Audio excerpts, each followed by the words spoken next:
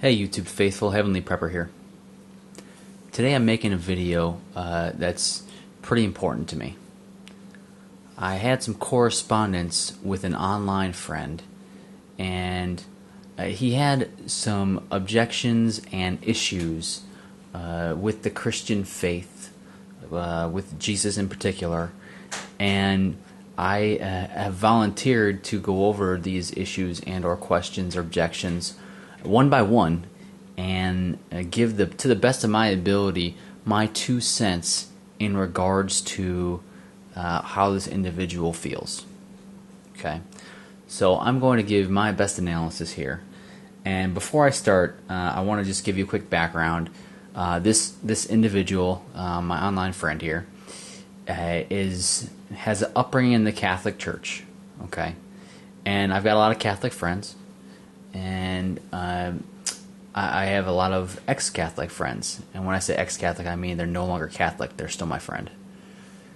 I say this because the Catholic Church has a tendency to lose people because they just don't feel it anymore, or they call themselves recovering Catholics. I've heard that a couple times, or they just don't feel in tune with the church. They don't feel like the church is doing anything for them, or maybe they feel like the church is a hierarchy structure, like a corporation, and it's too corrupt because of past scandals and whatnot. Okay, I got that.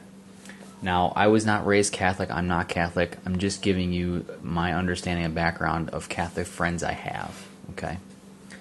So that being said, that's just a quick background from this individual to give you some perspective. Now, while I'm answering these issues or questions, objections from him, I want to make this obviously available publicly because I'm sure he's not the only one who's ever had these questions.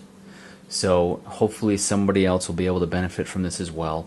And if you have any questions at the end of this video, please feel free to comment. You can private message me, and I'll do my best to address those issues as well. Okay? So, again, I'm not here to offend anyone. I'm just going to do my best to give you my honest and true understanding of these issues. So that's let's get right to it here. Number one on the list, I don't know if you can see that at that angle, is he says, okay, I was raised Christian. And you would think that's not a controversial statement, but I have to back it up. Because from what I know about this individual and what he's told me about his parents, I don't know if his parents were true Christians. And again, I don't know the intent of someone's heart. But from the stories I've heard, okay, I don't see the Christ-like actions of his parents. So his parents might have been cultural Christians. Okay, there's a big difference between a cultural Christian and an authentic Christian. Okay, a cultural Christian, guys, is somebody who goes to church because it's the societal norm, because it's what you're quote-unquote supposed to do, because we live in a Christian society, or maybe it's for the benefit of business. They're going to meet people, contacts there, and they think that that's what a family's supposed to do that has kids and whatnot, so they go because everybody else goes. What do they do beyond that church service? They go once a week. Do they do anything else? I don't know. I'm just saying that there is such a difference between a cultural Christian and an authentic Christian. Okay, I'm not here to label anybody one or the other. I'm saying if we don't recognize that fact, we're shooting ourselves in the foot from the start. Because, you know, people say, the U.S. is a Christian nation. It is to an extent, but half of that is just because people are born into Christian families and they call themselves Christian without necessarily reflecting the Christian values that we read about in the Bible.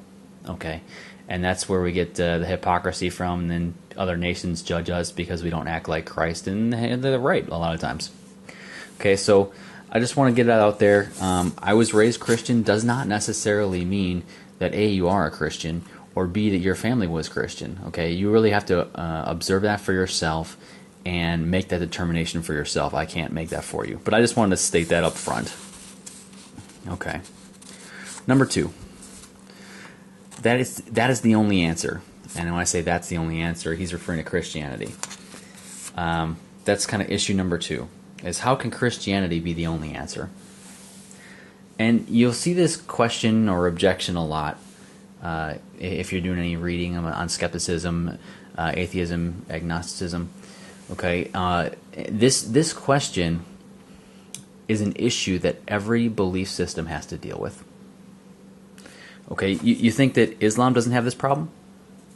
Okay, Muslims think that they have the only correct answer. Judaism, same thing.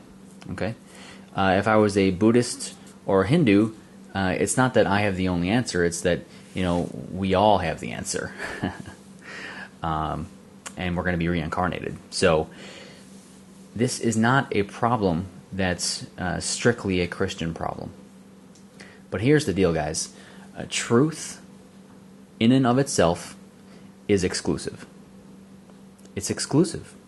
Okay, if I make a truth claim, then everything that's opposite of that truth claim has to be false if I make a true statement. Okay? So if I say I'm 45 years old, and it's true, well then I'm not at the same time 47 years old. And guys, that's not how old I am. I'm just making a statement here so you understand. An example. Okay? Christianity is the only answer. It's offensive. It's offensive in our day and society.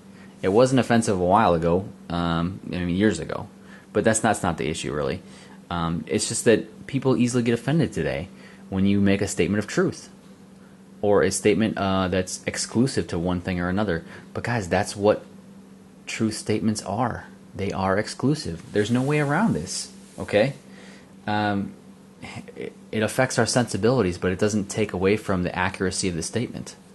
Alright? And anyone dealing in logic and numbers should not have a problem understanding this. Okay?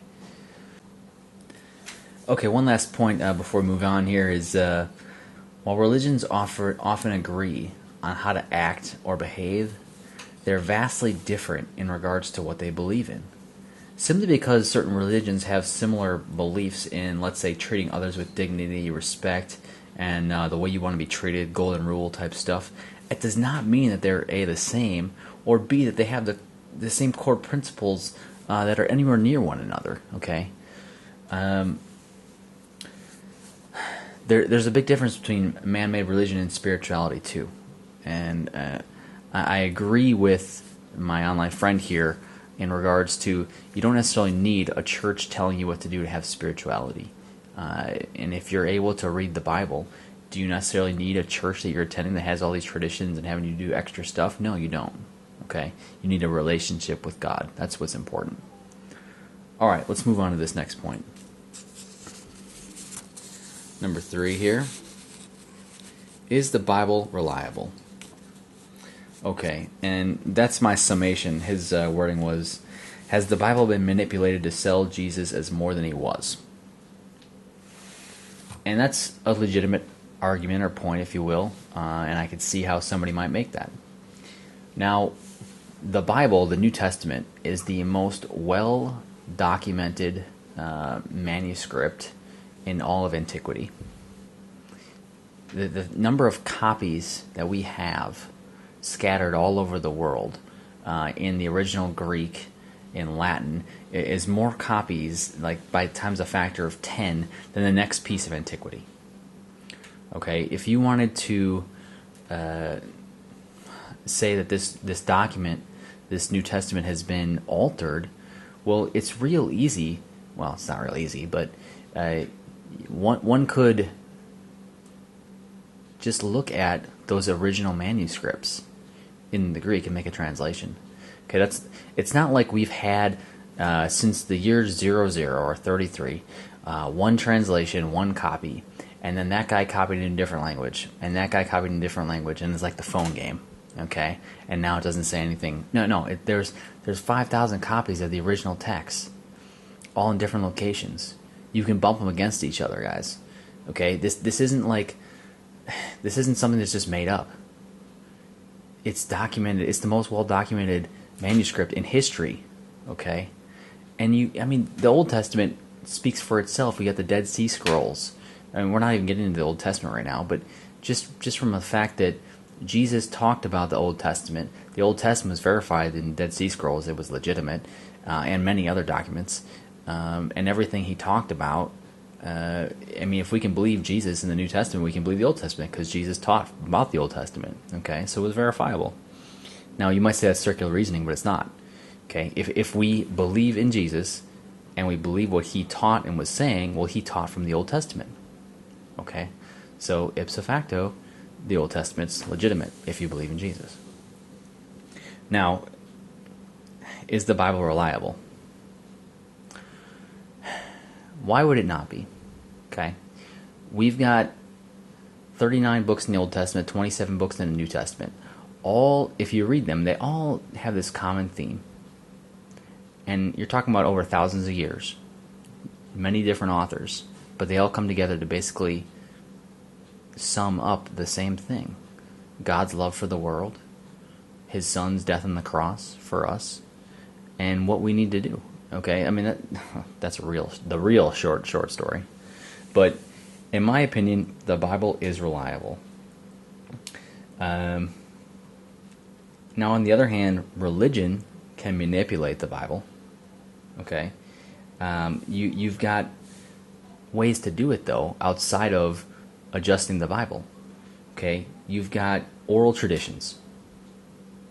You've got additional books that different groups add to the Bible, like the Jehovah's Witness. They have their Watchtower. Like the Mormons, they have their additional books. Even the Catholics have additional books to go along with the Bible. And I reject all of that because you don't need an additional book, an additional guideline to go with when you have the Bible. You don't need the extra oral traditions. If you want to look something up, it's going to be in there somewhere. Okay? Now, you're not going to see like words like abortion in there because that wasn't in existence then. But you don't need those words in there. You can glean whether that's right or wrong from the context of the Bible. And I don't need to tell you guys what I think about that. Okay, I'm sure you can gather it. You can manipulate and defraud people without having to edit or revise the Bible with other ways. And to do so in the Bible, you'll be found out. If you try to edit the Bible for your own intentions and your own controlling manipulations, you're going to be discredited because there's so many biblical scholars that can just point to the original manuscripts and say that's not what it says at all. Okay? And so you can't just make stuff up and call it good. All right, that's my take, point 3. Point number 4. Original sin, controlling and unfair. Again, that's my summation. Let me kind of read exactly what the my friend had here. Original sin seems like a means of control, and if I were God, I wouldn't judge them being people, before the actions that they did. Okay. Here's some danger. Okay. Whenever I make the statement, if I were God, I just stop in my tracks right there, because nothing ever comes out well when I say, if I were God, because I'm nowhere near God, and I can't even imagine what it would be like to be God. So I can't fathom trying to be like, okay, what's he thinking here? No, doesn't work like that. If I had that kind of knowledge, power, and ability, it would be a dangerous day, okay? So to even make that statement is poor wording. But let's get back to his original point. Is original sin seems like a means of control. And I wouldn't judge my people before the actions they took. Well, the bottom line is the Lord didn't. He created Adam and Eve in the garden in a perfect situation. And it wasn't until after they had original sin, okay, the eating of the apple, the forbidden fruit, that they were judged. So in this context, guys, original sin was the cause. Okay, God didn't judge all of mankind for no reason at first. They sinned first. Okay, now you could say original sin seems like a means of control. Okay, I understand where you're coming from, but because you didn't personally have original sin doesn't mean you're not responsible. All men fall short of the glory of God. We all sin, and to sit here and say that you weren't going to sin or you're not a sinner over your entire lifetime, I mean, that's just hypocritical, and we all know that's not true.